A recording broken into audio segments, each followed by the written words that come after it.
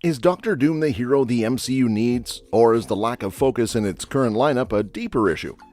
As the MCU navigates troubled waters with changes in directors, speculation about villains, and a seemingly scattered narrative, the question arises, can Doctor Doom replace Kang and bring the much-needed coherence to the multiverse saga?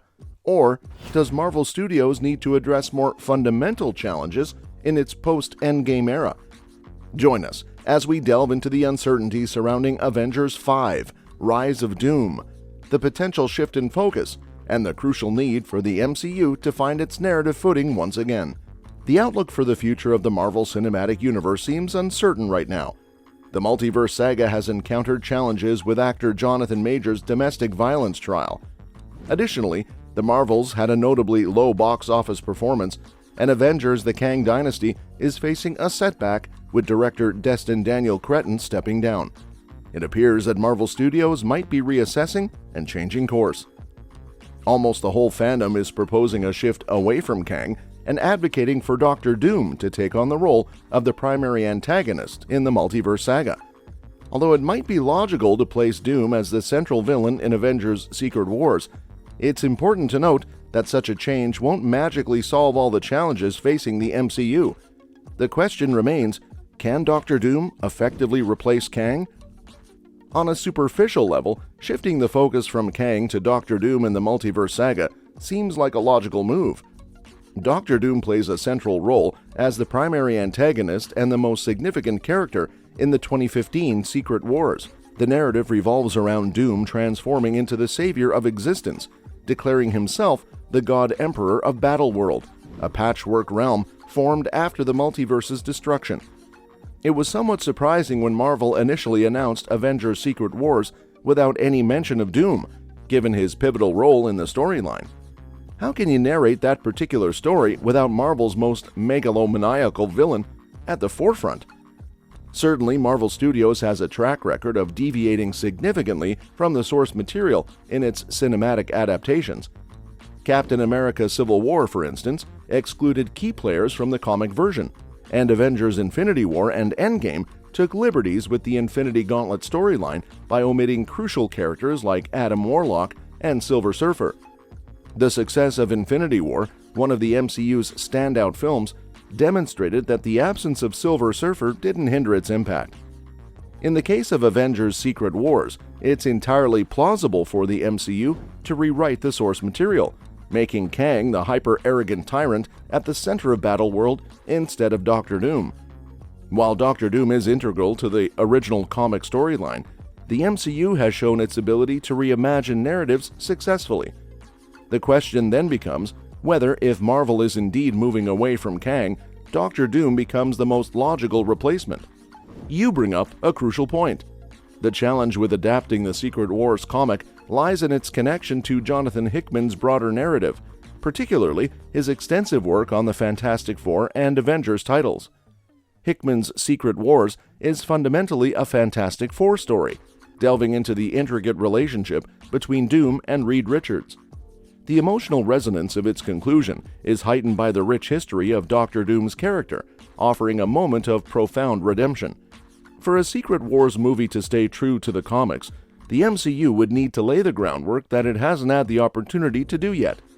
It necessitates Doctor Doom being a fully developed character entering Secret Wars, requiring audiences to grasp the deep-seated rivalry between Reed Richards and Victor Von Doom, as well as Doom's longing for the family his adversary has created.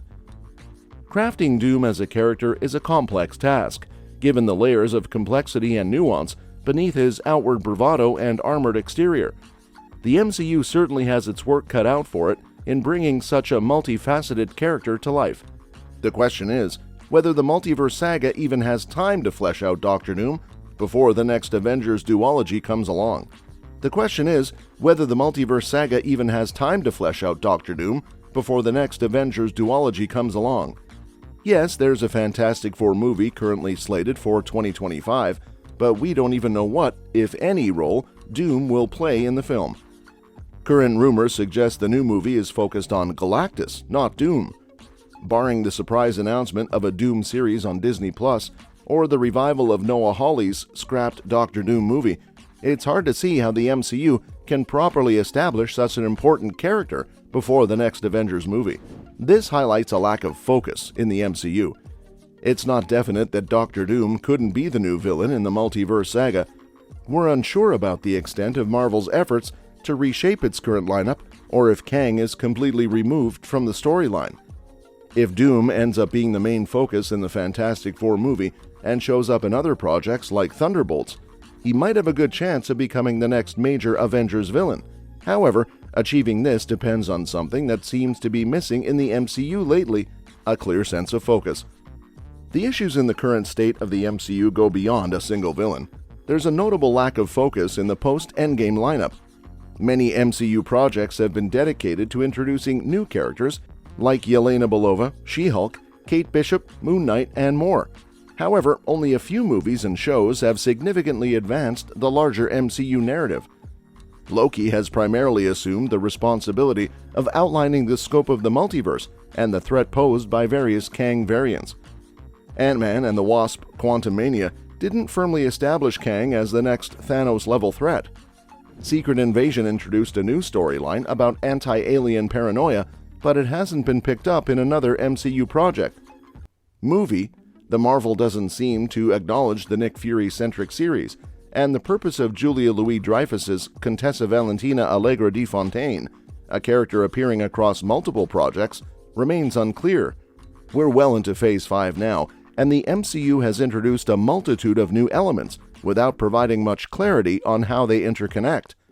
There's a lack of clear direction for where everything is heading at the moment, aside from the incursion subplot featured in Doctor Strange in the Multiverse of Madness and the Marvels.